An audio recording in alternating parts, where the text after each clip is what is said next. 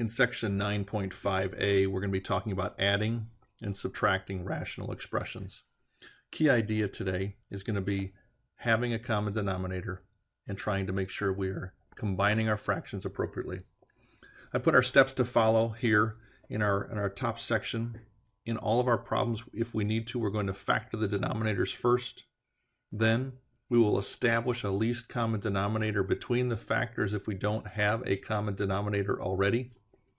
Then we're going to multiply out each fraction numerator by what's missing to get a common denominator. And remember, that's going to have to be a fraction of like a over a or x squared over x squared. Then, with the new common denominators, we're going to add the resulting fractions together. And then finally, we will see if the new resulting numerator factors or cancels with the factors of the denominator to get our final answer. All right, so that being said, let's take a look here and begin. Our first problem, we have x over 9 plus 2x over 9. Obviously, we do have a common denominator, so we're going to just add these together. So x plus 2x is 3x over 9. That's our preliminary first step final answer. Now we're going to look at our numerator and denominator. I think you can obviously see that you can cancel a 3 out of both of them like we did in our section 9.4, which is going to give us a final answer of x over 3. There are no restrictions on this problem because there are no variables in the denominator. Let's slide over to example 2. In example 2, we once again have a common denominator here. The common denominator is xy cubed, and so we're just going to combine our numerators. 12 minus 2 is going to be 10 over xy cubed. Now, we do have denominators here, so we're going to list out the restrictions in our problem. Our restrictions are x cannot be equal to 0 and y cannot be equal to 0, remembering that restrictions occur when any part of the denominator could cause you to have a 0. Okay, so our first two are just very straightforward, combining fractions with common denominators. Let's get to now the next two problems where we have binomials in our problems, one with a plus and one with a minus. On example 3, we have y squared minus 5 in each denominator. Now that doesn't factor, and so we're going to have to just combine our numerators, and we have a plus connecting our fractions, so we're just going to very simply say 6y minus 4 plus 3y plus 1, all divided by y squared minus 5. Let's combine. 6y plus 3y are like terms, makes 9y. Negative 4 plus 1 gives us minus 3, all divided by y squared minus 5. Now, you may say, well, the numerator factors, and you can take a 3 out and have 3y minus 1 in the numerator over y squared minus 5. Does anything cancel in this resulting problem? No, it doesn't. So our answer is either going to be what's in blue, 9y minus 3 over y squared minus 5, or 3 parentheses 3y minus 1 over y squared minus 5. Our restriction in this case is y squared minus 5 cannot be equal to 0, which means y squared cannot be equal to 5, and y cannot be equal to plus or minus the square root of 5. Kind of an unusual restriction, but nonetheless very straightforward. So we have two possible answers, and then we also are going to have our restrictions. Now I need to make a note here. If this y squared minus 5 had been a y squared minus 9, would that have made a difference? Well, it would have factored to y plus 3, y minus 3, but even then it would not have canceled with anything in the numerator. Okay? So just a simple thing to think about and be aware of. Let's look at example 4. Example 4, we have a minus combining our two fractions, but we still do have a common denominator of 2y. So I'm going to put our 2y in the denominator, just like so, and we have 7y plus 1, and now we have this minus sign that's going to be distributed first to the y and also to the minus 5. So that gives us minus y plus 5, because a minus times a minus is a plus 5. Now we're going to combine our fractions together. 7y minus y is 6y.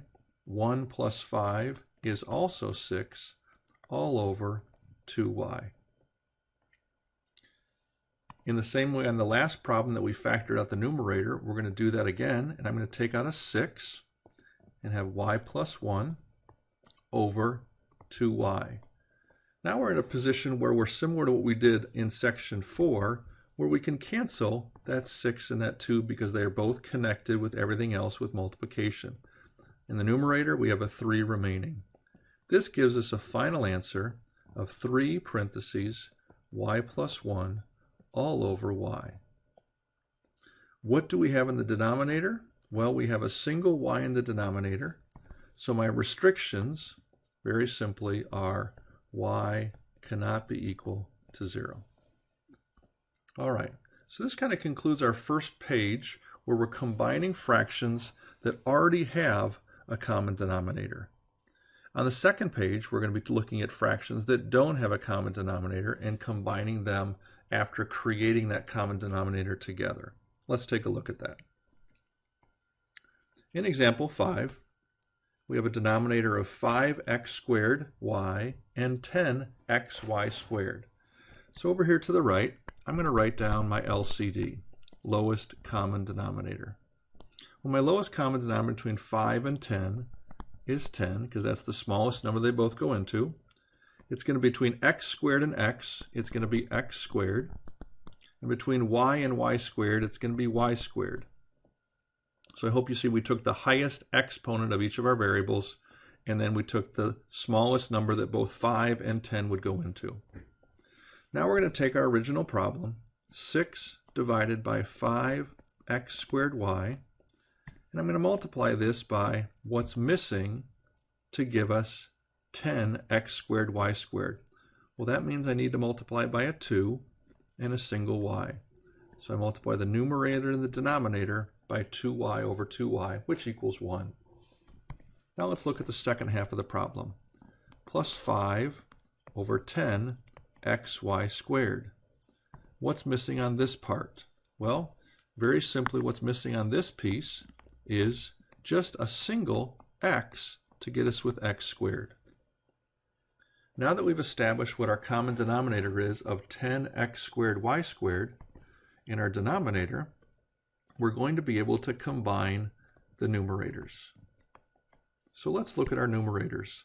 On our left side, we have 6 times 2y, which is 12y. On our right side, we have 5x. Nothing factors out of the top, so we can't cancel a 2. We can't cancel the x's or the y's because in the numerator they're connected with a plus. So that is going to be our final answer. What are our restrictions, you may ask? Well, we have 2 denominators.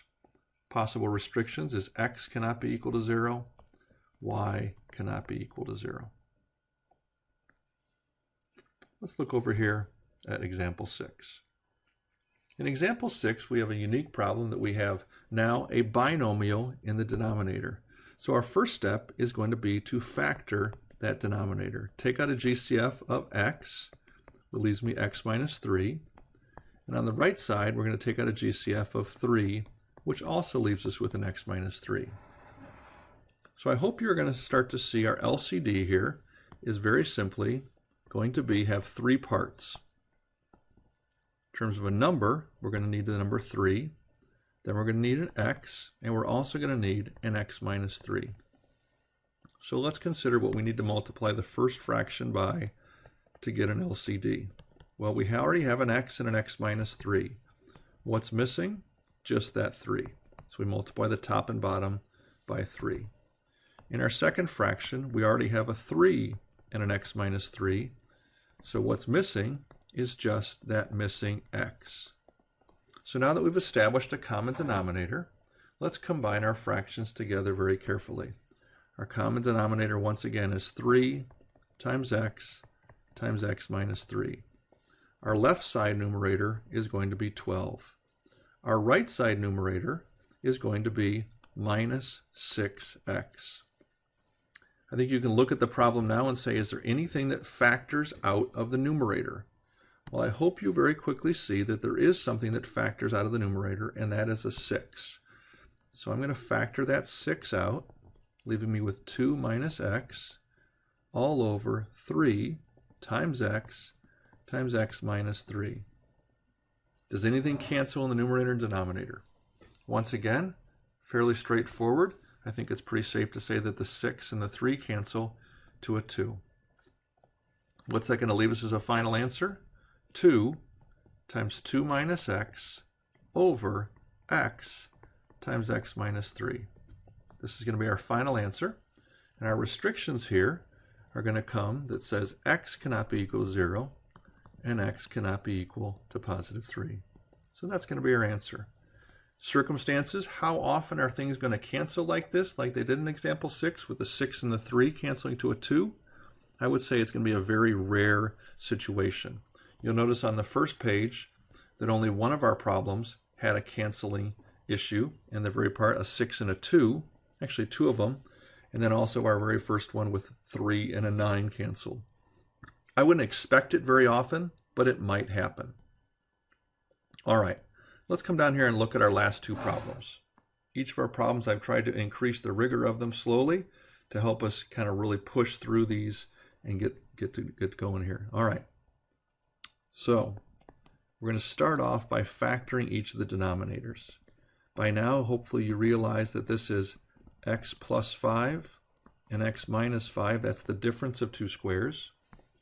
And on the right side, we're going to have x plus 1 and x plus 5. What is my LCD going to be on this problem? Well, it's got 3 parts. Part 1, x plus 1. Part 2, x plus 5. And part 3, x minus 5. So we're going to have to multiply our first fraction, 4 over x plus 5 and x minus 5, by the missing part of the LCD, which is the x plus 1. We're now going to multiply the second fraction, the 6 over x plus 1, x plus 5, by what's missing in the second part of the fraction, which is an x minus 5 over x minus 5. Now we're going to distribute the 4 to the x plus 1 and the 6 to the x minus 5. Let's do that. That's going to give us 4x plus 4 plus 6x minus 30 all over x plus 5, x minus 5, x plus 1. Let's combine our like terms. 4x and 6x gets us 10x. 4 minus 30 gets us negative 26. All over x plus 1. Sorry, I can do any order really in the denominator, it doesn't matter. And x plus 1 at the back end. You might realize that a 2 factors out of the 10 and the 26, but because there's no 2 out front of our denominator, we don't really need to multiply or factor that out. And so this is going to be our final answer here. What are our restrictions? X cannot be equal to 5, x cannot be equal to negative 5, and x cannot be equal to negative 1. So this is kind of would be our most large style problem where we had to get a common denominator. We had to find an LCD that had 3 binomial parts, and then we had to work it through by multiplying out and distributing. If for some reason this right here is a minus sign, you just need to be very careful when you distribute that minus 6 to both parts. We didn't have to do it in this case, but that might happen, and I just want to help you be aware of that fact. Okay, let's take a look at our last one. We have 2c over c plus 2 minus 3c over c minus 2. My LCD is going to be very simple. Simply c plus 2 times c minus 2.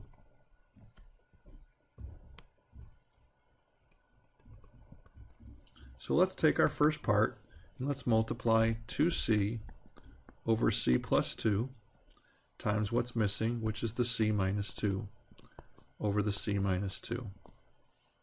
Now we're going to take the second part, 3c over c minus 2, and we're going to multiply that by what's missing, which in this case is c plus 2.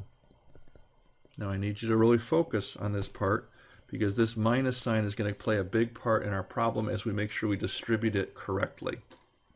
Okay, here we go. Let's distribute. 2c times c is 2c squared. 2c times negative 2 is minus 4c. Negative 3c times c is minus 3c squared. And negative 3c times 2 is minus 6c. I'm really thinking of this as negative 3c in each of these cases. And this is all over c plus 2, c minus 2. Let's combine what we can. 2c squared minus 3c squared is negative c squared. Negative 4c minus 6c is negative 10c, all over c plus 2, c minus 2. Now, there is a possibility that you could factor out a negative c and leave you with c plus 10.